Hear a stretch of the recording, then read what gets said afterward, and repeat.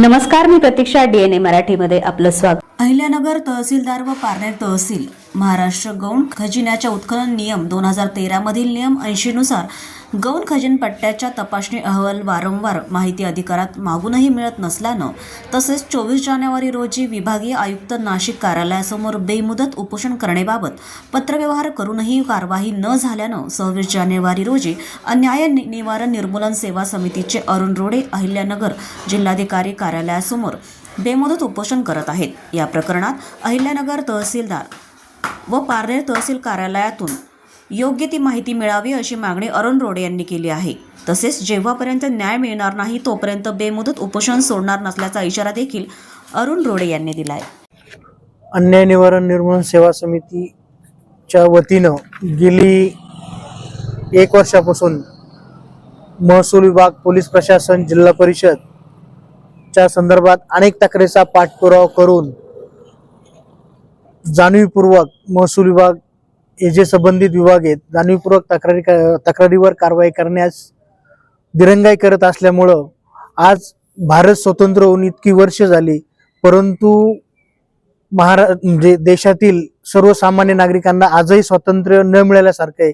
कारण खरा देशाचा मालक हे नागरिक आहेत, परंतु आजच्या या युगामध्ये हे प्रशासकीय अधिकारी हे देशाचे मालक असल्यासारखे समजतात। आज सर्वसामान्य व्यक्तीला न्याय मिळवण्यासाठी व तक्रारीवर कारवाई करण्यासाठी जर उपोषणला या मुजोर अधिकाऱ्यांच्या समोर उपोषणला बसण्याची वेळ येते, याच्यापेक्षा दुर्भाग्य या सर्वसामान्य नागरिकांचं काय असायला पाहिजे।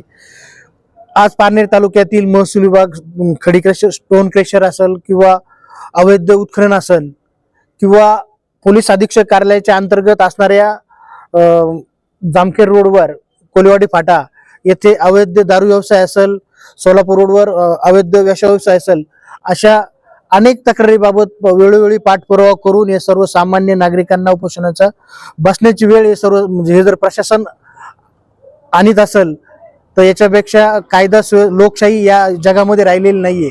लोकशाहीचा ह्या मुजोर अधिकाऱ्यांच्या यांच्यामुळं ती पायदळी तुडून सर्वसामान्य नागरिकांना म्हणजे वेठीस धरलं जातं।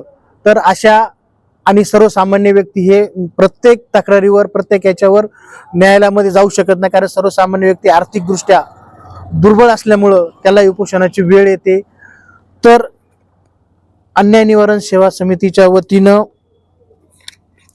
प्रमोद सुरपुरिया यांचं नाव दुरुस्तीसाठी फक्त नाव दुरुस्त करायचं होतं। कामगार तलाठी खरवंडी तालुका नेवासा याच्याकडे दिनांक 21/7/25 रोजी तक्रार अर्ज दाखल केला होता।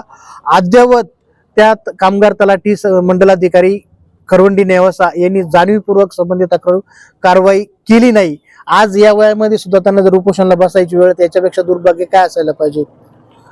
तसंच या अहिल्यानगर तोपखाना पोलीस स्टेशन अंतर्गत असणारे बिंगो, असणारे क्लब याबाबत पत्रावर केला, परंतु पोलीस निरीक्षक व पोलीस अधीक्षक यांनी कुठलीही कारवाई केलेली नाही। कारण काय होतंय का संबंधित या अवैध व्यवसायातून मोठा मलिदा संबंधित प्रशासनाला एकमेका सहाय्य करू अवघे धरू सोपंत हा मार्ग या पोलीस प्रशासनाने अवलंबलेला आहे।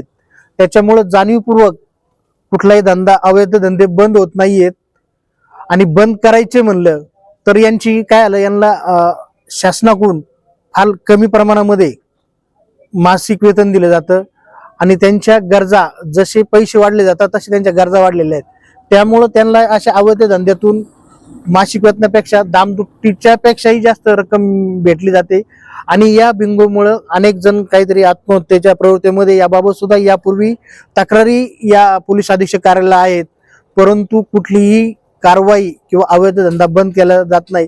तर यामुळं आता या उपोषण तर आज आम्ही सोडणार आहोत, कारण संबंधित गृह विभागाने पत्र दिलेले आहेत, परंतु या पत्र घेऊन कुठलीही कारवाई जर येत्या 15 दिवसात झाली नाही तर आम्ही सर्वसामान्य अनेक पीडितांसमवेत जनहित याचिका औरंगाबाद खंडपीठामध्ये दाखल करणार आहोत।